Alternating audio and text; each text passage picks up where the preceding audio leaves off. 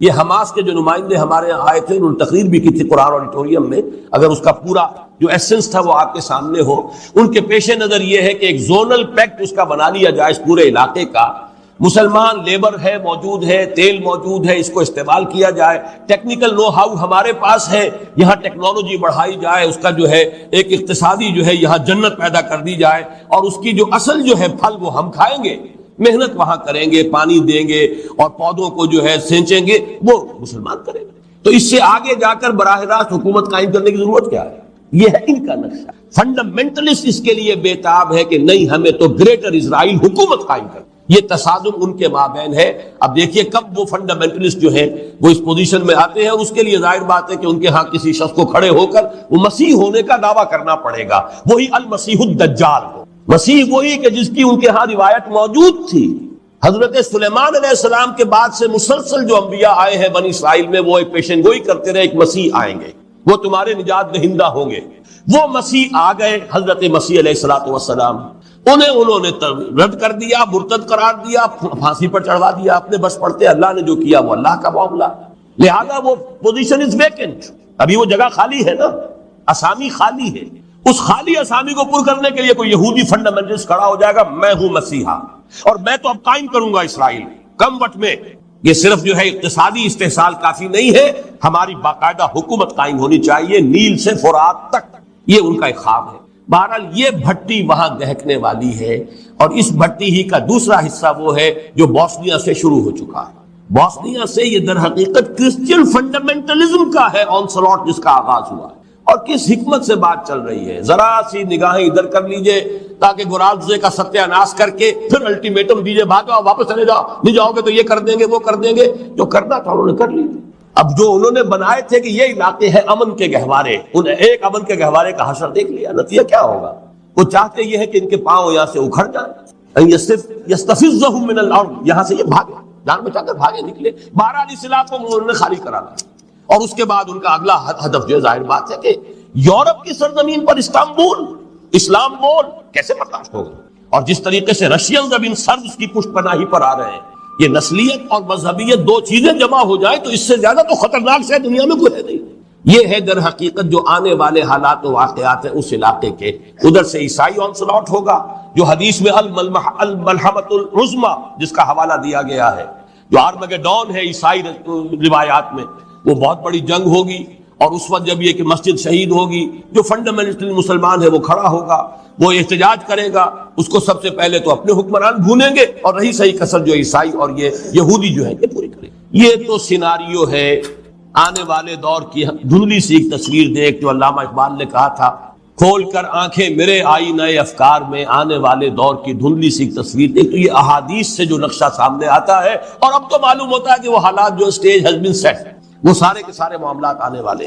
اب آ جائیے جبکہ عالم اسلام کا قلب اور میسرہ تو اس حال میں، گویا کہ اب ساری توجہ جو ہے اب ہماری مرکوز ہونی چاہیے اس کے دائیں بازو کی طرف۔ میمنہ، دایاں بازو، یہ دایاں بازو کسی زمانے میں تو مسلسل تھا، ایران، افغانستان، ترکستان کے دو حصے تھے، روسی ترکستان ہو گیا، بعد میں چینی ترکستان ہو گیا، پہلے تو یہ ایک ہی علاقہ تھا۔ ہندوستان بنگال سے ہوتا ہوا، برما سے ہوتا ہوا، پھر سیدھا چلا گیا، پھر یہ جاوا، سماٹرا، بورنیو، یہ سارا علاقہ جو اب ملائیشیا اور انڈونیشیا، یہ بڑا مسلسل رائٹ ونگ تھا عالم اسلام۔ لیکن یہ کہ اب بھارت درمیان میں ہے، جیسے خنجر کی شکل ہے اسرائیل کی، وہ عالم اسلام کے قلب میں پیوست ہے۔ نقشے میں جب بھی دیکھیں گے وہ خنجر نظر آئے گا، بعین ہی کشمیر کا وہ دستہ ہے، اور نیچے وہی ٹرائنگل جو ہے بھارت کی، وہ اس عالم اسلام کے میمنہ کے اندر، سینے کے اندر چونکہ نصب ہے، لہذا یہ دو حصوں میں تقسیم ہو چکا ہے۔ نوٹ کر لیجئے، یہ پورا جغرافیہ اپنے ذہن میں جما لیجئے۔ ایک حصہ وہ ہے جسے ہم کہیں گے وسط ایشیائی مسلم بلاک، اس وقت نہیں ہے بلاک کی شکل میں، پوٹینشل بلاک ہے، جغرافیائی اعتبار سے بلاک ہے، ایران، افغانستان، پاکستان۔ اور ان کے بارے میں ذرا یہ تشبیہ میرے ذہن میں آئی ہے، آپ کو بھی منتقل کر رہا ہوں، اور چونکہ اب یہ ریکارڈنگ ہو رہی ہے، اس کے ذریعے سے یہ بات ہم انشاءاللہ دور دور تک پہنچائیں گے، اسی لیے بعض باتیں جو میں نے پہلے کہی ہیں دہرا رہا ہوں۔ نقشے پر دیکھیں گے تو پاکستان اور ایران ایسے ہیں جیسے رحل کے دو بازو ہوتے ہیں، اور جیسے اس کے اندر قرآن رکھا ہوتا ہے، ایسے افغانستان جو ہے اس رحل کے اندر رکھا ہوا۔ یا یوں کہیے دو بازوؤں کے درمیان، گود میں پاکستان اور ایران کی گود میں افغانستان. اور جیسے افغان کا جو ہے اوپر پگڑ بہت بڑا ہوتا ہے، ضمیر جعفری صاحب کا شعر کوئی صاحب مجھے یاد کرا دے، بڑا پیارا شعر تھا افغان کے بارے میں کہ سر پہ لیے پھرتا ہے پورا افغانستان. اتنی بڑی پگڑی باندھی ہوتی ہے کہ پورا افغانستان معلوم ہوتا ہے کہ سر پہ اٹھائے پھر رہا. تو وہ جو پگڑی ہے ان تین ملکوں کے اوپر، وہ ترکستان کے وہ علاقے ہیں، یہ سب شمال میں ہمارے. کہیں وہ ترہ بڑا نکل گیا ہے، قازقستان جو ہے وہ بہت دور تک نکل گیا ہے، باقی زیادہ تر علاقے جو ہیں وہ تو افغانستان کے، کچھ ایران کے ہی شمال میں واقع ہیں. یہ ہے سینٹرل ایشیا کا مسلم بلاک. جغرافیائی طور پر تو اب بھی بلاک ہے، ویسے بلاک کی شکل میں نہیں ہے، لیکن ایک پوٹینشل بلاک کی حیثیت رکھتا. اس کے بعد بھارت، ادھر چین. ان دونوں ملکوں کے بارے میں بھی ایک بات نوٹ کیجئے، جتنے مسلمان اس وقت پاکستان، افغانستان اور ایران میں ہیں، تقریباً اتنے ہی مسلمان بھارت میں. وہ ہے مائنورٹی، تعداد بھی نہیں ہے ذرا ان کی، اس لیے کہ وہاں کے لوگ کہتے ہیں کہ 20 کروڑ سے کم ہم نہیں، 18 سے تو لازماً کم نہیں. تو گن لیجیے ایران، افغانستان، پاکستان. اور جتنے مسلمان اس روسی ترکستان کے علاقے کے اندر آباد ہیں، اتنا ہی مسلمان تقریباً چینی ترکستان کے اندر آباد. تو یہ ایک تو ہے وہ بلاک، ان چار حصوں کا کہیے.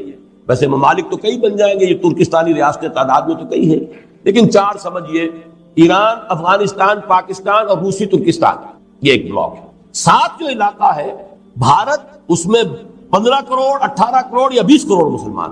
ادھر تقریباً 7 کروڑ لگ بھگ جو ہیں وہ چینی ترکستان کے اندر. اس نقشے کو ذہن میں جمائیے. اس کے بعد وہ مشرقی بازو ہے، اس کے بارے میں مجھے تفصیل سے زیادہ عرض نہیں کرنا. اس میں انڈونیشیا ہے. کہا یہ جاتا ہے کہ پوری دنیا میں مسلمان آبادی کا سب سے بڑا ملک. اس کو عیسائیت نے اس طرح ٹارگٹ کیا ہے، اتنے بڑے پیمانے پر مشنری ایکٹیویٹی ان کی ہے، اور اتنے بڑے پیمانے پر کنورشن ہو رہی ہے، اور حکومت کی سطح پر اتنا تعاون ہے عیسائیوں کے ساتھ.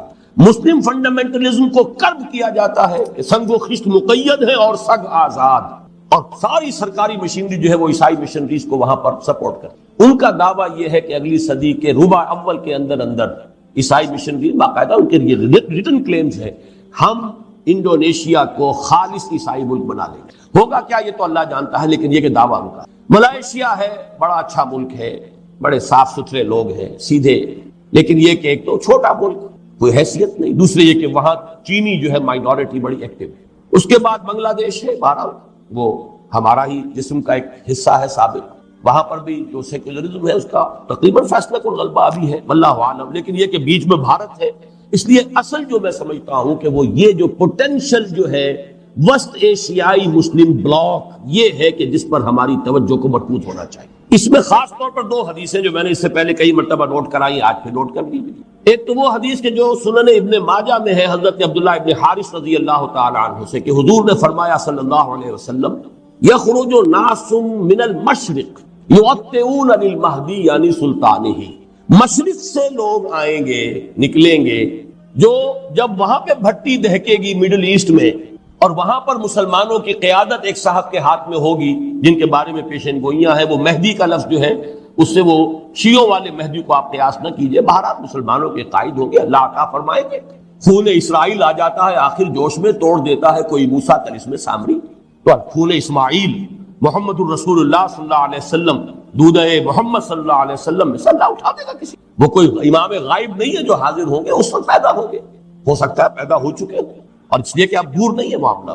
بہرحال جب وہاں پر وہ بھٹی دہکے گی تو مدد کے لیے یہاں سے جائیں گی فوجیں، جو ان کی حکومت وہاں قائم کریں گی. اس کا مطلب ہے یہاں پہلے کچھ ہو چکا ہوگا تب نہ. یخرج ناس من المشرق، مشرق جزیرہ نما عرب کا مشرق یہی ہے.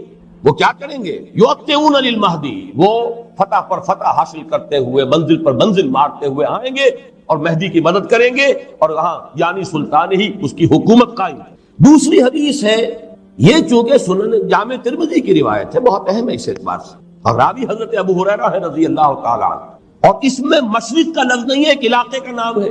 یخرج من خراسان رایات سود لا يردها شيء حتى تنصب بإيلیا، رواہ ترمذی رحمہ اللہ عن ابی ہریرہ رضی اللہ عنہ. خراسان کے علاقے سے فوجیں نکلیں گی، علم برآمد ہوں گے، سیاہ علم، انہیں کوئی واپس نہیں کر سکے گی، کوئی طاقت ان کا منہ نہیں پھیر سکے گی. وہ بڑھتے چلے آئیں گے یہاں تک کہ ایلیا میں وہ جھنڈے نصب ہو جائیں گے. اب یہ خراسان اور ایلیا حضور کے زمانے میں کسے کہتے ہیں؟ ایلیا یروشلم کا نام ہے۔ سن 70 عیسوی میں ٹائٹس نے جب یروشلم کو بالکل منہدم کر دیا، ڈسٹرائے کر دیا، اس کا نام و نشان نہیں رہا تھا۔ کئی 100 سال بعد رومن ایمپرر ہیڈریان نے اسے دوبارہ تعمیر کیا تو اس کا نام ایلیا رکھا۔ یروشلم نام نہیں رکھا، ایلیا۔ عیسائی ہسٹری میں اس کا نام ایلیا ہے، حضور کے زمانے میں اس کا نام ایلیا تھا، یہی یروشلم۔ اور نمبر 2 خراسان کا علاقہ حضور کے زمانے میں وہ ہے جو میں نے ابھی جو آپ کو یہ مشرقی وسطیٰ کا مسلم بلاک، مشرقی ایشیا کا مسلم بلاک جو بتایا ہے، اس کا قلب جو ہے وہ خراسان ہے حضور کے زمانے کا۔ پورا افغانستان اور کچھ علاقے پاکستان کے، افغانستان اور ایران کے اور ترکستان کے، یہ علاقہ حضور کے زمانے میں خراسان کہلاتا ہے۔ ان دونوں حدیثوں کے حوالے سے اب بات یوں سمجھیے کہ اس وقت کا جو بھی نقشہ سامنے موجود ہے اسے بھی دیکھ لیجیے، اور حضور صلی اللہ علیہ وسلم کے فرمودات کا آئینہ جو ہے اس میں جس حقیقت کا انعکاس ہو رہا ہے، متفق گردید روئے بو علی بارائے من، بات تو ایک ہو گئی۔ اس پر جو مرکوز کیجیے اپنی توجہ کو، تو جو حقائق سامنے آتے ہیں، وقت کم ہو رہا ہے تو میں جلدی ذرا کروں گا۔ ان میں سے نمبر 1 ایران ہے۔ اگر ہم چلتے ہیں عرب سے مشرق کی طرف تو ایران ایک اعتبار سے یہ بازی لے گیا ہے پورے عالم اسلام پر۔ ان کے مذہبی عقائد، ان کی فقہ سے ہمیں جو اختلاف ہے وہ ہے اپنی جگہ پر ہے۔ آپ کو معلوم ہے میرے بارے میں کسی کو اشتباہ نہیں ہو سکتا اس اعتبار سے، میری جس درجے دشمنی رکھی گئی ہے، جس طرح میرے سر کا جو ہے مطالبہ ہوتا تھا۔ 2 ہی آدمی تھے پاکستان میں کہ جن کے سر مانگے گئے، ایک کراچی کے وہ شاہ بلیغ الدین صاحب اور ایک میں، تو اس حوالے سے وہ اپنی جگہ پر اختلاف ہے، لیکن اس حقیقت کا اعتراف کیے بغیر نہیں رہا جا سکتا۔ پورے عالم اسلام میں یہ واحد مسلمان ملک ہے جس نے بہرحال اپنی شریعت، اپنے عقائد کے مطابق ایک مذہبی انقلاب برپا کیا، اور پورے عالم اسلام میں مذہبی سطح پر، حکومت کی سطح پر فنڈامنٹلسٹ صرف ایک ملک ہے، یا دوسرا جو ہے تھوڑا سا وہ ہے سوڈان، لیکن اس کی اہمیت اس لیے نہیں کہ وہ کسی عوامی انقلاب سے نہیں بنا، بلکہ وہ تو ایک فوجی انقلاب سے شکل بنی ہے جو بھی بنی ہے۔ اللہ کرے اس میں استقامت ہو، اس سے یقینی کوئی نتیجہ برآمد ہو جائے۔ خبریں بھی اچھی آ رہی ہیں، لیکن میں تو دنیا کا جو پرسپیکٹو ہے اس کے حوالے سے عرض کر رہا ہوں کہ اس پہلو سے ایران ان کا ٹارگٹ ہے، ٹارگٹ نمبر 1 ایک خاص اعتبار سے۔ ٹارگٹ نمبر 1 ایک دوسرے اعتبار سے ہم ہیں، وہ میں بعد میں عرض کروں گا۔ چونکہ حکومت کی سطح پر فنڈامنٹلزم ہے اور وہ آیا ہے ایک عوامی انقلاب کے نتیجے میں، پھر ان کے پاس تیل کی دولت ہے، اس کے خلاف اکنامک سینکشنز بھی ہو جائیں تو اگر لیبیا کھڑا ہو سکتا ہے تو بہرحال وہ بھی کھڑا ہو سکتا ہے، اور نقشہ وہ دنیا کو دکھا چکا ہے کہ لڑا دے ممولے کو شہباز، یہ نقشہ بھی اس نے دکھا دیا۔ یہ ہے ایران کا معاملہ۔ نمبر 2 پاکستان۔ پاکستان 400 برس کی تجدیدی مساعی کا امین ہے، امانت دار ہے۔ پورے ہندوستان میں مجدد الفسانی رحمت اللہ علیہ، شاہ ولی اللہ دہلوی رحمت اللہ علیہ، سید احمد بریلوی رحمت اللہ علیہ، ان کا جہاد، پھر اس 20ویں صدی عیسوی میں یا 14ویں صدی ہجری میں علامہ اقبال جیسا مفکر، مولانا مودودی جیسا مصنف، مولانا الیاس جیسا مبلغ، شیخ الہند جیسا مجاہد حریت، پورے عالم اسلام میں ان کا پیرلل کوئی نہیں۔ یہ 400 سال کی تاریخ، اس کی امانت، اور اس کے نتیجے میں یہاں کے مڈل کلاس میں فنڈامنٹلزم کا ایک نیوکلیس ہے، اگرچہ حکومت کی سطح پر کوئی پیش رفت نہیں ہو سکی آج تک، بلکہ اب تو پسپائی ہو رہی ہے، اب پیچھے ہٹ رہے ہیں۔ وہ ہمارے ان سیاسی جو بھی زعماء ہیں، جو جماعتیں ہیں، ان کی غلطی اور الیکشن ہی کو واحد میدان بنا کر اس کے اندر اپنا سارا وقت، توانائی اور قوتیں ضائع کر دینا، یہ ہے در حقیقت جس کا کہ یہ صدا مل رہی ہے کہ اس اعتبار سے تو پسپائی کی طرف ہے معاملہ، کسی پیش رفت کی طرف نہیں ہے۔ لیکن باہر والے تو دیکھتے ہیں نا کہ اندر کیا کچھ مواد موجود ہے۔ اگر مڈل کلاس میں وہ فنڈامنٹلزم کا بارود موجود ہے تو کسی بھی وقت اس کے اندر جو ہے وہ کوئی دھماکہ ہو سکتا ہے۔ دوسری بات جو ان کے لیے ایک اعتبار سے ٹارگٹ نمبر 1 ہمیں بنا رہی ہے، وہ ہمارا ایٹمک نو ہاؤ ہے۔ پورے عالم اسلام میں اور کسی کے پاس نہیں۔ اسلامی بم اگر بنے گا تو یہی بنے گا۔ یہ ہے مختلف اسباب جس کے بنا پر ایران اور پاکستان کو آپ بریکٹ کر لیجئے، یہ اس نیو ورلڈ آرڈر یا آج کی میری گفتگو کے حوالے سے یہودی اور عیسائی گٹھ جوڑ کا جو ٹارگٹ نمبر 1 ہے، ایک اعتبار سے ایران ہے، ایک اعتبار سے پاکستان۔ افغانستان میں 10 لاکھ سے زیادہ جانیں دی جا چکی ہیں، جو بھی ہوا ہے ہر طرح کے لوگ اس جہاد میں شامل تھے، پھر جو آپس کے اختلافات ہیں، اس جہاد فساد بن چکا ہے، لیکن اس سب کے باوجود نوٹ کر لیجئے یقیناً وہاں بہت سا خون نہایت خلوص کے ساتھ اور بہت سی جانیں نہایت اخلاص کے ساتھ دی گئی. ہو نہیں سکتا کہ یہ خون رنگ نہ لائے، اگرچہ سزا ہمیں مل رہی ہے اس غلطیوں کی جو کی گئی. تربیت کی طرف توجہ نہیں ہوئی، یا یہ کہ ایک امیر کے پیچھے جہاد نہیں کیا گیا. جہاد اسلامی کی شرط لازم ہے یہ ایک امیر کے اطاعت. ذرا سی خطا ہوئی تھی صحابہ کرام سے، 35 صحابہ سے غزوہ احد میں، اور وہ سزا اللہ نے دی ہے کہ 70 صحابہ شہید ہوئے. تو اگر صحابہ کو سزا دی اللہ نے تو ہمیں کیوں نہیں دے؟ وہ سزا مل رہی ہے. بہرحال یہ سزا کا وقت ختم ہوگا، لیکن اس وقت جان لیجئے جو پوٹینشل ہے وہاں اسلام کے لیے، یہ یو این او کے پیٹ میں جو درد اٹھتا ہے، یہ مستری صاحب کوئی ہے جو اس وقت پتہ نہیں کیا وہاں پر اپنا مستری پنا کر رہے ہیں. ظاہر بات ہے یو این او کا نمائندہ بطرس غالی کا نمائندہ آئے گا تو وہ تو اس آپس کے اختلافات کو اور بھڑکائے. ان کے اپنے مقاصد، وہ مدد دیتے ہیں تو کسی وجہ سے دیتے ہیں. اب پھر مروڑ اٹھتا ہے ان کے پیٹ درد میں، جو پیٹ کے اندر مروڑ اٹھا ہے کہ پھر مدد آنی چاہیے، اتنے کروڑ ڈالر جو ہے وہ ڈیمانڈ کی گئی ہے کہ مدد ہونی چاہیے. بہرحال کچھ نہ کچھ وہ اپنا اس خیر کا پردہ ہے، اسی کے اندر اپنے شر کے جو مذموم عزائم میں پورے کرتے ہیں. لیکن یہ کہ افغانستان کا مسئلہ یہ ہے، پاکستان اور ایران کے درمیان مفاہمت ہو جائے تو گود میں افغانستان رکھا ہے، پھر یہ کہ وہاں کا معاملہ بھی سلجھنے کا اور حل ہونے کا امکان زیادہ ہو جائے گا. اور اگر ان دونوں کے درمیان کے بھی کوئی مفاہمت نہیں ہوتی تو کوئی امکان نہیں. وہاں بھی آپ کو معلوم ہے جو مختلف فیکٹرز ہیں ان میں سے ایک شیعہ سنی فیکٹر بھی ہے وہاں کے فساد کا. باقی رہ گئے جو اوپر کے شمالی علاقے ہیں، وہ قازقستان سے لے کر اور آذربائیجان وغیرہ کے علاقوں تک. یہ ظاہر بات ہے کہ ان کے بارے میں تو میں نے بات آپ کو بتائی تھی. ڈاکٹر جاوید اقبال صاحب نے مجھے ایک ملاقات میں بتایا تھا، جہاں میں گیا وہ کہتے ہیں کہ وی نیڈ اے ماڈل. ظاہر بات ہے کہ 70 برس گزرے، ان کی جو بھی ذہنی جو بھی ان کی تبدیلی آئی ہے، برین واشنگ ہوئی ہے، وہ اسلام وغیرہ سے کتنے کچھ اب واقف رہ گئے ہیں وہ سب کو معلوم ہے، اس کو بتانے کی ضرورت نہیں. پھر بھی وہ چاہتے ہیں کہ اسلام کا کوئی ماڈل تو پیش کرو نا ہمارے سامنے.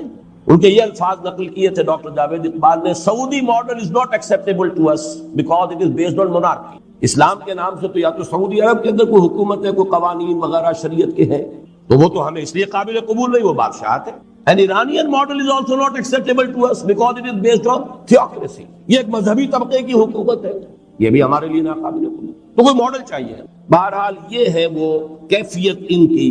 اور اس وقت جو کچھ مستری صاف کرتے پھر رہے وہاں پر، مجھے تو اقبال کے وہ شعر یاد آیا کہ افغانیوں کی غیرت دی کا ہے یہ علاج، ملا کو ان کے کوہ دمن سے نکال دو. یہ جو بھی ابلیس کی جو بھی ہدایت تھی تو شاید وہی کچھ کرنے ہوں کہ یہ جو بھی فنڈامنٹلسٹ ہیں ان سے کسی طریقے سے قیادت چھین کر. بہرحال اس میں جو بھی غلطیاں، خامیاں، کوتاہیاں خود ان کی ہیں وہ اپنی جگہ پر ہے. سارا الزام شیطان پر نہ ڈالیے، ہمارے اپنے کرتوت جو ہے وہ اپنی جگہ پر ہے. لیکن یہ کہ یہ ایک مختصر جائزہ ہے جو میں نے آپ کے سامنے رکھ دیا ہے. اس کے بعد مشرق میں چلیے. چین میں آپ کو بتا چکا ہوں، چین کے بارے میں البتہ چند اور حقائق میں آپ کو نوٹ کرا دینا چاہتا ہوں. نمبر 1، بہت بڑی طاقت ہے، بہت بڑی ایٹمک پاور ہے، اور اس نیو ورلڈ آرڈر کے لیے a hard nut to crack and a headache, ابھی تک وہ مسئلہ قائم ہے. نظام کے اعتبار سے وہاں صورت یہ بن گئی ہے کہ ایک نظام کو چھوڑ کر آ تو رہے ہیں رفتہ رفتہ، لیکن کوئی چونکہ دوسرا نظام سامنے ہے نہیں، لا محالہ ان کی پیش رفت بھی پھر وہی مغرب کا جو بھی نظام ہے سعودی اسی کی طرف ہوگی، اس لیے دوسرا ماڈل کوئی موجود ہے. لیکن یہ وقت ہے اصل میں کہ اگر کوئی ماڈل ان کے سامنے آ جائے تو مجھے بتائیے کس دلیل سے وہ اس کو اختیار نہیں کریں گے. کوئی متوازن معیشت کا نظام جس میں وہ سرمایہ داری نہ ہو لیکن کچھ آزادی بھی ہو، کچھ انسان کی جو بنیادی جبلت ہے اس کے تقاضوں کا بھی لحاظ رکھے. آج جب میں یہ نوٹس بنا رہا تھا مجھے واقعہ یاد آیا مولانا عبید اللہ سندھی رحمۃ اللہ علیہ. دیکھیے کس طرح تاریخ اپنے آپ کو دہرا رہی ہے. اس وقت ایک چڑھتی آندھی تھی، یہ سوشلزم اور کمیونزم کا انقلاب آیا تھا 1917 میں، اور تقریباً 1920 کے آس پاس مولانا عبید اللہ سندھی جو ہے وہ پہنچے ہیں روس. اس لیے کہ جیسے حضرت شیخ الہند کو گرفتار کر دیا تھا شریف حسین والی مکہ نے، اور گرفتار کر کے انگریزوں کی خدمت میں پیش کر دیا، یہی حشر ان کا ہونے والا تھا. اس لیے کہ حضرت شیخ الہند کے نمائندے کی حیثیت گئے تھے وہاں سے مدد لینے کے لیے. انہیں بر وقت اطلاع مل گئی، وہ روس کا بارڈر کراس کر کے روس کی طرف چلے گئے. ہندوستان میں تو آ نہیں سکتے تھے، وہ تو غدار تھے، باغی تھے، انگریز کے. ابھی وہ نیا انقلاب آیا تھا. انہوں نے سوچا اگر اس وقت اسلام کا ان کے سامنے نقشہ پیش کیا جائے تو سابقہ نظام ٹوٹ چکا، نیا نظام ابھی بنا نہیں، جس کو انگریزی میں کہتے ہیں کہ every thing is in the melting پاٹ. تو اگر اس وقت ان کے سامنے اسلام آ جائے تو یہ قبول کر لیں گے. لینن سے انہوں نے انٹرویو مانگا. لینن بستر مرگ پر تھا اس وقت. اس نے معذرت کی، ٹراٹسکی سے گفتگو ہوئی. ٹراٹسکی نے بڑی پیشنٹ ہیئرنگ دی ہے، بڑی تفصیل سے بات سنی ہے. سن کر جواب یہ دیا ہے کہ مولانا نظام تو یہ بہت عمدہ ہے جو آپ نے پیش کیا ہے، لیکن کہیں آپ نے اسے قائم کیا ہے؟ مولانا عبید اللہ سندھی کا قول یہ کہ اس کے بعد میری نگاہیں زمین میں گڑ گئیں، میں اسے آنکھیں چار نکل۔ آج میں سوچ رہا تھا کاش کوئی ہو کہ جو چینیوں کو بتا سکے کہ کوئی اور نظام ہے، ضروری نہیں کہ سوشلزم سے سیدھے جاؤ اور ویسٹرن کیپٹلزم کی گود میں جا بیٹھو، کوئی اور نظام ہے، لیکن کوئی جا کر بتائے بھی تو کا جواب تو ان کا یہی ہوگا تم نے اپنے گھر میں قائم کیا ہے، جب تک وہ ماڈل نہ ہو۔ یعنی وہ دور وہ تھا جبکہ یہ انقلاب ابھی آگے بڑھ رہا تھا، جس کو کہا تھا کسی نے، مولانا ظفر علی خان نے، کہ ایک جھوٹ کا چلتا جھکڑ ہے، ایک مکر کی اٹھتی آندھی ہے، تو وہ جھکڑ یا آندھی ابھی اٹھ رہی تھی اس وقت وہ واقعہ ہوا۔ آج وہ معاملہ یہ ہے کہ کم سے کم رشیا تو خیر اس معاملے سے کہ وہ تو ویسٹ کی گود میں گیا، اس کا معاملہ جو ہے وہ بالکل اس مسئلے میں، لیکن مشرق میں چین کی ایک طاقت ایسی موجود ہے، ابھی وہ پسپائی کچھ کر رہی ہے، رک کر اگر اس وقت کہیں پیش ہو، لیکن کوئی ماڈل سامنے آ جائے۔ اور اس کے حوالے سے میں آپ کو ایک واقعہ حال ہی میں میرے ساتھ پیش آیا بیان کرنا چاہتا ہوں۔ ایک کیپٹن شفقت اللہ صاحب ہے جو فوج میں تھے، بہت سینئر آدمی، اور اس وقت پھر ان پر اسلامی جذبہ اتنا غالب ہوا کہ فوج کی سروس چھوڑ کر وہ مڈل ایسٹ میں رہ گئے، اور مفتی امین الحسینی کے ساتھ انہوں نے بہت وقت صرف کیا ہے۔ پچھلے دنوں اچانک وہ آئے ملاقات کے لیے، اور یہ ساتھی تھے جنرل فضل حق جو گورنر رہے ہیں، جو ضیاء الحق صاحب کے بھی ساتھیوں میں سے تھے اور گورنر رہے ہیں پھر صوبہ سرحد کے، ان کے ساتھیوں میں سے۔ تو انہوں نے مجھے بتایا کہ جو سمٹ کانفرنس ہوئی تھی 1974 کی، 1974 کی ایک بات کا حوالہ آج پہلے بھی آ چکا ہے، اسی کا دوبارہ میں حوالہ دے رہا ہوں۔ اس موقع پر وہ بھی مفتی امین الحسینی کے ساتھ آئے تھے۔ انہوں نے کہا کہ ایک دفعہ نہایت ٹھنڈی آہ بھر کر مفتی صاحب نے کہا، ایک چینی وفد کہیں انہوں نے دیکھا تھا، کوئی چینی مسلمان آئے تھے حج کے لیے، عالم اسلام سے تو میں بالکل مایوس ہو چکا، مجھے تو کوئی امید اب ہے تو ان سے۔ یہ مفتی اعظم امین الحسینی کا یہ قول، وہ کیپٹن ریٹائرڈ شفقت اللہ صاحب مجھے ابھی میں سمجھتا ہوں 3-4 ہفتے ہوئے ملاقات کے لیے آئے تھے، وہ مجھے بتا کر، میں اسی کے حوالے سے چند باتیں آپ سے رکھ رہا ہوں۔ پھر یہ بات بھی عرض کر چکا ہوں کہ تقریباً 6 کروڑ مسلمان، بہت بڑا علاقہ وہاں ہے، چینی ترکستان جسے آپ کہتے ہیں۔ اس سے ساتھ ہی ذرا ذہن میں رکھیے بھارت کا معاملہ ہے 15 کروڑ سے لے کر 20 کروڑ تک کی مسلمان آبادی۔ ہم جب بھارت کا لفظ لیتے ہیں تو معلوم ہوتا صرف ہندو آباد ہے۔ یہ کہنا مشکل ہے کہ سب سے بڑا مسلمان ملک دنیا میں انڈونیشیا ہے یا بھارت ہے۔ تعداد یا تو انڈونیشیا میں ہے مسلمانوں کی سب سے زیادہ، 15 کروڑ کے لگ بھگ، اور اگرچہ میں جو مائنورٹی ہے ہندوستان میں، لیکن تعداد کے اعتبار سے ایک ملک میں تقریباً ان کے ہم پلہ ہیں، یا یہ کہ ان سے بھی آگے ہیں، واللہ عالم۔ اور ایک رائے جو میں نے کچھ دنوں سے کئی مرتبہ اپنی تقریر میں بیان کی ہے، شمس نوید عثمانی رحمۃ اللہ علیہ، ان کا بھی انتقال ہو گیا، رامپور کے ایک بہت بڑے عالم دین تھے، ان پر کچھ مضامین پھر میں نے الفرقان میں اب پڑھے ہیں نکلوا کر۔ انہوں نے جو بات کہی ہے شاہ ولی اللہ کے حوالے سے بھی ہے، کچھ پرانے جو ہندو اسکرپچرز ہیں ان کے حوالے سے بھی ہے، کہ ہندوستان کے بارے میں توقع ہے کہ وہاں بھی ایک اسلامی انقلاب آئے گا، اور ہندو جو ہے یہ حضرت نوح علیہ السلام کی امت میں سے منو، یہ مہانو کا بدلا ہوا شکل ہے۔ بہرحال حضرت ابراہیم علیہ السلام کے بعد چونکہ تمام نبوت جو ہے وہ حضرت ابراہیم کی نسل میں رہی ہے، لہذا حضرت ابراہیم اور حضرت نوح کے درمیان کا جو وقفہ ہے، ظاہر بات ہے اس میں بھی تو انبیاء آئے ہیں، ان کے حوالے سے یہ بات جو ہے کسی درجے میں صحیح ہو سکتی ہے، لیکن یہ کتاب اب چھپ چکی ہے ان کی پاکستان میں، اگر اب بھی نہ جاگے تو، نام عجیب سا ہے ٹائٹل اس کتاب کا، لیکن آپ لوگ اس کو لے کر پڑھیے۔ یہ ہے میرا جائزہ اس وقت کے عالم اسلام کا۔ اب میں آپ کے سامنے بڑی مختصر الفاظ میں 5 نکاتی ایک پروگرام ہے کہ جو پیش کر رہا ہوں کہ عملاً ہمیں اس میں کرنا کیا۔ پہلی بات، اہم ترین بات، 100 باتوں کی ایک بات، جس کے یوں سمجھیے کہ ہاتھی کے پاؤں میں سب کے پاؤں کے مثال سے ساری باقی باتیں اسی پر مبنی ہیں، وہ تو یہ کہ اس ارض پاکستان میں ایک اسلامی انقلاب برپا کیا جائے، ساری توجہ اس پر مرکوز ہے۔ یہ نہیں ہوتا، اگر یہ نہیں تو بابا پھر سب کہانیاں ہیں، ادھر کی مدد ادھر کی مدد، ادھر کی بھاگ ادھر کی دوڑ، ادھر کی سوچ ادھر کے بارے میں فکر، کچھ حاصل نہیں ہوگا اگر یہاں ہم کچھ نہیں کر سکے، ماڈل یہاں پیش کر سکے۔ تو یہ ریاستیں جو ہیں روسی ترکستانی ریاستیں تو پکار کر کہہ رہی ہیں وی نیڈ اے ماڈل۔ سارا علم اور فکر دین کے نام پر جو بھی ہوا ہے ان 1400 سالوں کے بعد، یعنی وہ سمجھیے کہ 400 سالوں کے دوران جو سیکنڈ 1000 ایئر ہے، الف ثانی، اس سب کا جو ہے وہ تو در حقیقت امین پاکستان ہے۔ پاکستان اسلام کے نام پر بننے والا واحد ملک۔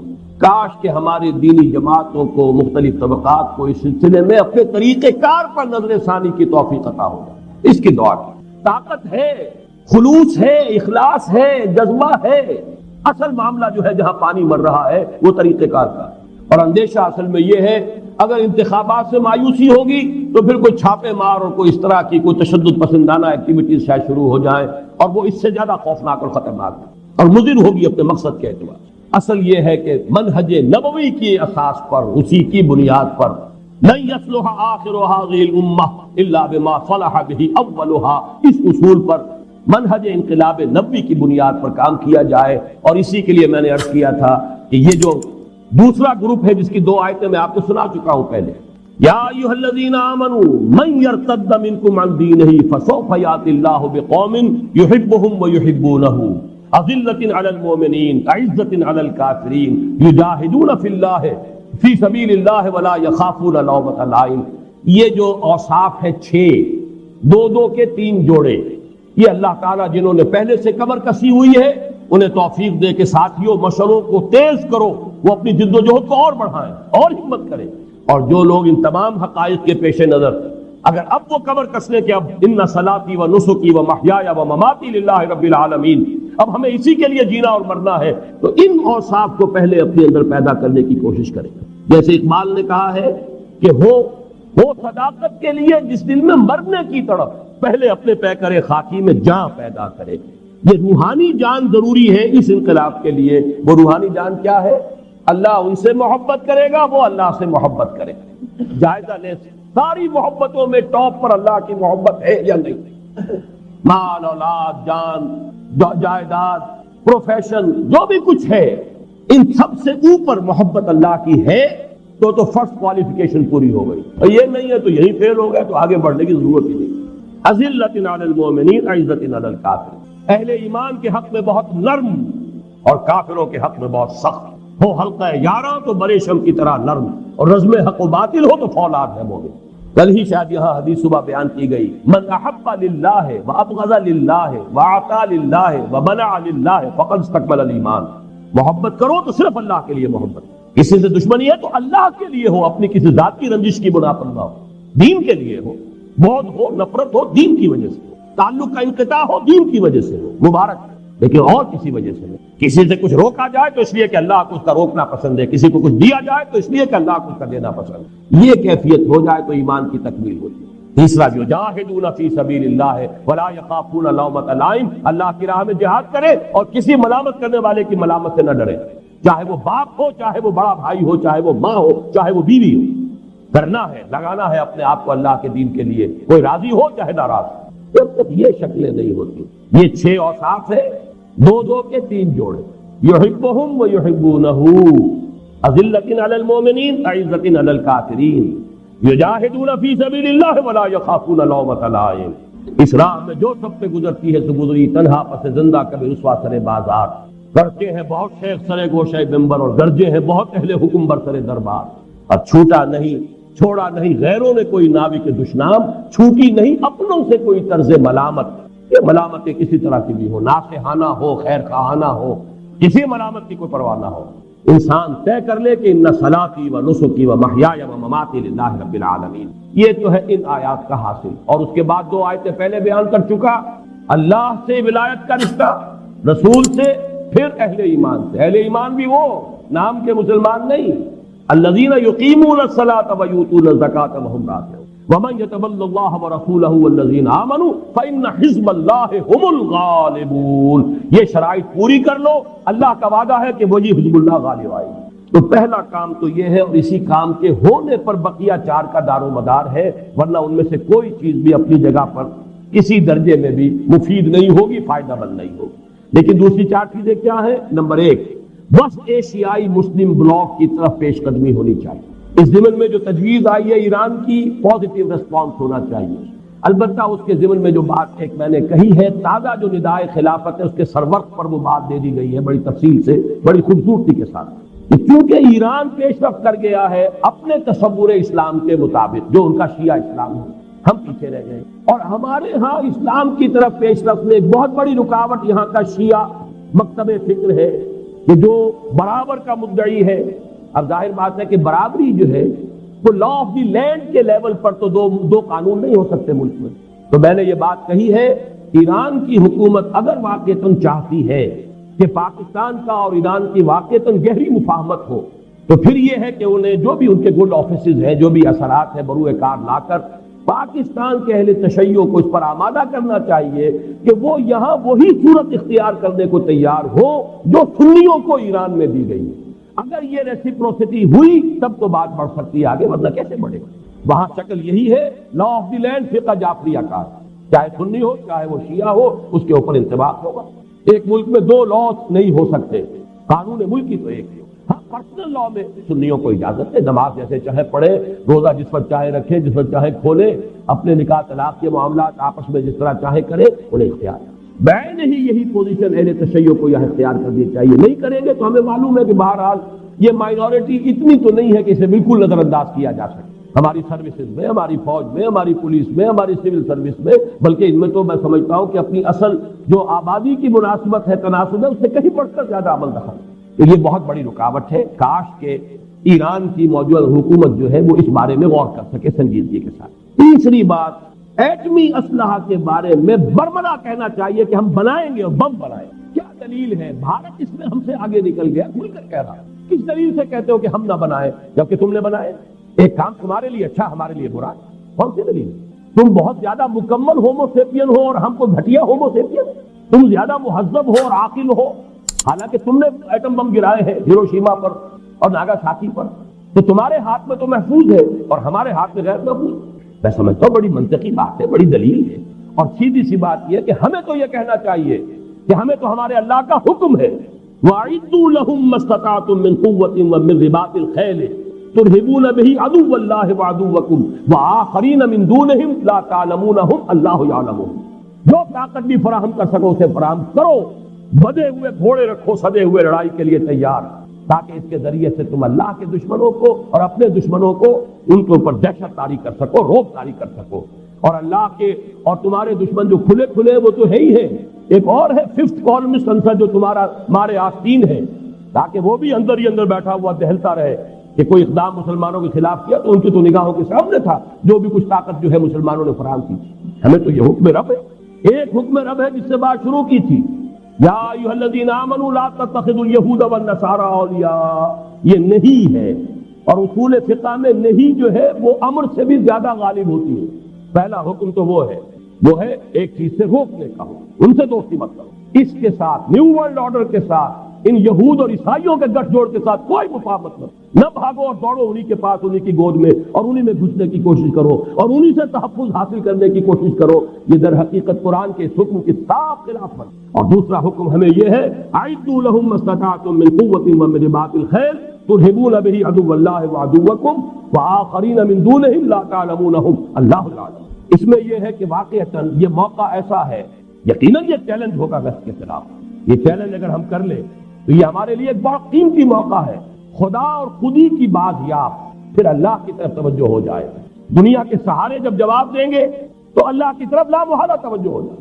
جب تمام ڈاکٹر اور معالج اور سب جواب دیتے ہیں تب اللہ کی جناب میں گر گراتا ہے انسان، اے اللہ اب تو صرف تیرے ہاتھ، میرے سارے سہارے تو جواب دے گئے، لہذا یہ دنیا کے سہارے اگر ہمیں جواب دے جائیں تو تو نے اچھا ہی کیا دوست سہارا نہ دیا، مجھ کو لغزش کی ضرورت تھی سنبھلنے کے لیے۔ ہمیں تو سنبھلنے کے لیے اور خدا کو دوبارہ یاد کرنا اور خودی کی بات یاد۔ بڑا پیارا یہ مصرع ہے، حمد خدا خودی طلب، حمد خودی خدا طلب۔ وَلَا تَكُونُوا كَالَّذِينَ نَسُوا اللَّهَ فَأَنسَاهُمْ أَنفُسَهُمْ۔ ان لوگوں کے مانند نہ ہو جانا جنہوں نے اللہ کو بھلا دیا تو اللہ نے انہیں اپنے آپ سے غافل کر دیا۔ خدا کو بھلا دو گے خودی سے گئے، خودی کو پہچان لو گے اللہ کو بھی پہچان لو۔ من عرف نفسه فقد عرف ربہ۔ حمد خدا خودی طلب، حمد خودی خدا طلب، یہ معاملہ ہے، لیکن یہ اس پر چیلنج ہوگا۔ اور جیسا کہ میں عرض کر چکا ہوں، لڑا دے ممولے کو شہباز سے۔ بہرحال ایران نے اس کا ایک نقشہ پیش کیا، ہزاروں کی جانیں جو ہے قربان کی، کتنی بڑی طاقت کے ساتھ جو ہے عراق حملہ آور ہوا تھا، پورا عرب، پوری طاقت، پورا پیسہ پیچھے ہوا، مغرب کی اس کی طاقت۔ آخر ایک قوم مرنے پر آمادہ ہو جائے اسے کوئی شکست نہیں دے سکتی۔ پھر یہ کہ اس میں اللہ کی مدد، اللہ کی نصرت، وہ آیت میں سنا چکا ہوں آج پہلے ایک مرتبہ، ان ینصرکم اللہ فلا غالب لکم، اگر اللہ تمہاری مدد کرے گا تم پر کوئی غالب آ نہیں۔ وَإِن یخذلکم، اگر وہ تمہیں چھوڑ دے، فمن ذا الذی ینصرکم من بعدہ، تو پھر کون ہے جو تمہاری مدد کرے گا۔ اس امریکہ بہادر نے، کل مجھے بڑا پیارا جملہ معلوم ہوا عابدہ حسین کا، وہ اخبار میں سرخی سی تھی آج بھی پاکستانی یہی سمجھتا ہے کہ امریکہ بادشاہ مدد کرے گا. یہ ہماری نفسیات کا جز بن چکا. امریکہ بادشاہ مدد کرے گا. اس امریکہ بادشاہ نے جو کچھ سن 65 میں کیا تھا اسے یاد کرو. اس امریکہ بادشاہ نے جو کچھ سن 71 میں کیا تھا اسے یاد کرو. اس کا 6 فلیٹ جو ہے پتہ نہیں کہاں رہ گیا تھا, کون سی وادی میں ہے, کون سی منزل میں. آتا رہا, سنتے رہے, آ رہا ہے, کہاں ہے. ہمارا تو بیڑا غرق ہو گیا. وہ فلیٹ آیا یا نہیں آیا وہ تو ہمارا پتہ. تاریخ انسانی کی بدترین شکست ہمارے قلم کا ٹیکا تو بنی بات ہے. 93,000 ہمارا کڑیل, چاہے وہ جرنیل تھے اور چاہے وہ سپاہی تھے, وہ ہندو کے قیدی بنے کہ جن کے لیے یوں سمجھیے کہ جن پر کہیں 1000 برس, کہیں 800, کہیں 600 برس ہم نے حکومت کی. چوتھی چیز چین کے ساتھ دوستی اور مفاہمت. اس میں مجھے کچھ زیادہ کہنے کی ضرورت نہیں ہے, میں پہلے عرض کر چکا ہوں. لیکن اس میں اس لیے زیادہ کہنے کی ضرورت نہیں کہ یہ ہماری تاریخ کا اسی طرح سے ایک جز بن گیا ہے کہ اس کے خلاف کسی کا ذہن نہیں ہوگا. عارضی طور پر جو شکل پیدا ہوئی ہے وہ یقیناً بہرحال اس وقت کے لیے ہمارے لیے اگر ہم اس سے جاگ جائیں تو وہ بھی ایک بڑی ہمارے لیے ایک نعمت ثابت ہو سکتی ہے کہ اس کا جو بھی گرم جوشانہ ہماری تائید کی کشمیر کے مسئلے پر وہ آج نہیں رہی.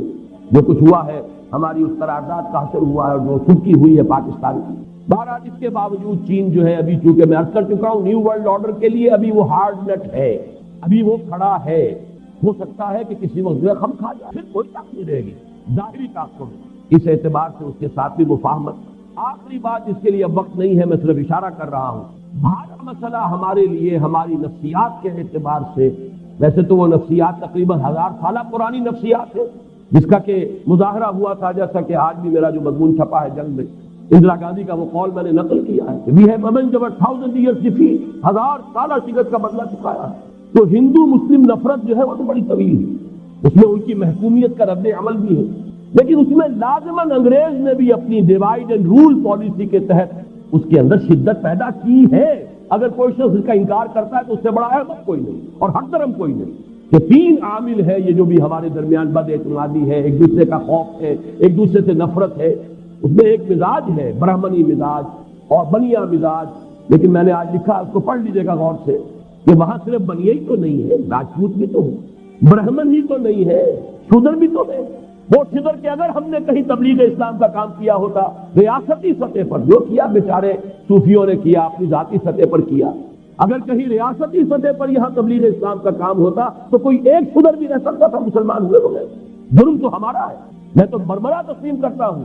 ہم ہندوؤں کے مجرم ہیں, ہم نے 1000 برس ان پر حکومت کی ہے, لیکن ہم نے بادشاہت کے ٹھاٹ جمائے ہیں, ہم نے تاج محل بنایا ہے, ہم نے اپنے محل استوار کیے ہیں. یہ کام کیا بیچارے کچھ صوفیوں نے کیا ہے, سوکھی روٹی کھا کر اور نمک کے پانی سے روٹی کھا کے نگل کر جو کام کرتے رہے, چاہے وہ گن شکر ہو رحمۃ اللہ علیہ اور چاہے وہ معین الدین اجمیری رحمۃ اللہ علیہ. بہرحال اس جرم کی بھی ہمیں تلافی کرنی چاہیے. پھر وہاں 18 کروڑ کم سے کم, 15 میں تو شک ہی نہیں ہے, لیکن 18 کروڑ کے لگ بھگ مسلمان موجود ہیں. اردو زبان ہے جو وہاں کے کونے کونے میں سمجھی جاتی ہے, جو ہمارے لیے ذریعہ بن سکتی ہے. اپنے خیالات کو اگر کوئی آپ کے پاس ہے پیش کر, غافل عمل کوئی اگر دفتر میں ہے, اگر پیغام خداوندی ہے تمہارے پاس, پیش کیوں نہیں کرتے. میں تو آپ کو ایک واقعہ سنا دوں, مجھے رونا آ گیا. بامبے میں مجھے ایک صاحب نے خط دکھایا جو مرہٹی زبان میں اب ترجمہ کر رہے ہیں قرآن مجید کا, کہ ایک بڑی ہائیلی ایجوکیٹڈ ہندو عورت کا خط آیا اور اس نے یہ لکھا, جب اس کے سامنے وہ قرآن کا ترجمہ آیا, آپ لوگ کہاں اس کتاب کو آج تک چھپا کر بیٹھے ہوئے تھے. مجرم تو ہمیں. معاملہ بہت پیچیدہ ہے بھارت کا, وقت کیونکہ اب ختم ہو گیا ہے تقریباً, تو میں نے جو کچھ لکھا ہے لکھنا شروع کیا ہے, اس میں بات اور آئے گی. ایک بات ضرور عرض کرنا چاہتا ہوں, کشمیر کے مسئلے کی ہڈی جو انگریز پھینک کر گیا ہے, باقی چیزیں اپنی جگہ اختلاف رائے کی گنجائش ہے. جو بے ایمانی ریڈ کلف نے کی تھی, جس کی وجہ سے کشمیر کی یہ ہڈی پھنسی ہے, جس کی وجہ سے ہماری جنگیں ہو چکی ہیں, جس کی وجہ سے کوئی مفاہمت نہیں ہو سکتی, اس کے بارے میں تو کوئی شک نہیں کہ انگریز کا پیدا کردہ اس کی بے ایمانی اور اس کی خیانت کا در حقیقت شاہکار ہے. اس کے لیے بھی ہم یہی چاہیں, وہی میر کا وہ شعر اگرچہ پڑھنا نہیں میں چاہتا, کہ جس کے سبب بیمار ہوئے, اب ہم چاہتے وہی UNO, وہی امریکہ ہمارا کشمیر کا مسئلہ حل کر دے. ہوگا یہی, وہ بندر بہادر سب کھا جائے گا اور ہندوستان اور بھارت 2 بلیوں کی طرح بیٹھتے ہوئے منہ دیکھتے رہ جائیں گے. اور ایک نیا اسرائیل قلب ایشیا میں, وہ تو جانتے ہیں جو کچھ قوتیں یہاں پر برسر کار ہیں, انہیں معلوم ہے انہیں کنٹینمنٹ آف چائنا کا ایک نیا جو ہے اب منصوبہ جو ہے شروع کرنا پڑے گا. لہذا انہیں تو کوئی بیس چاہیے. ایک اسرائیل انہوں نے ویسٹ ایشیا کے اندر خنجر جو ہے عالم عرب کے قلب میں گاڑا ہے، اور دوسرا اسرائیل انہیں ویسٹ ایشیا کے اندر چاہیے. اور وہ اگر ہوگا یہی معاملہ، اگر یہ UN یا امریکہ کی کسی میڈییشن کے ذریعے ہوا تو ہوگا آزاد ہوگا یہ، اور یہ امریکہ کا اڈا بن جائے. باہمی مفاہمت کی کوئی شکل ہو، ایران اور چین کے کچھ گڈ آفیسز کو بروئے کار لا کر اس مسئلے کو حل کرنے کی کوشش کی جائے، ورنہ کسی کے ہاتھ پلے کچھ نہیں آئے گا، اور سارا کچھ معاملہ جو ہے یہی نیو ورلڈ آرڈر کی اسکیم جو ہے اسی کی پروموشن کے لیے ایک بہت بڑا مرکز بن جائے. 4 باتیں میں نے عرض کی ہیں. نمبر 1، وسط ایشیائی مسلم بلاک کی طرف پیش رفت. نمبر 2، ایٹمی اسلحہ کی تیاری کا اعلانیہ، عزم. چین کے ساتھ دوستی اور مفاہمت. بھارت کے ساتھ کشمیر کے مسئلے کو حل کرنے کے لیے کوئی بائی لیٹرل نیگوشیشن جس میں کہ چائنا اور ایران کے گڈ آفیسز کو استعمال کیا جائے. ہرگز یہ امریکہ یا UNO کے ذریعے اس مسئلے کے کسی حل کے بارے میں کوئی پیش رفت. لیکن یہ چاروں بھی ثانوی ہیں.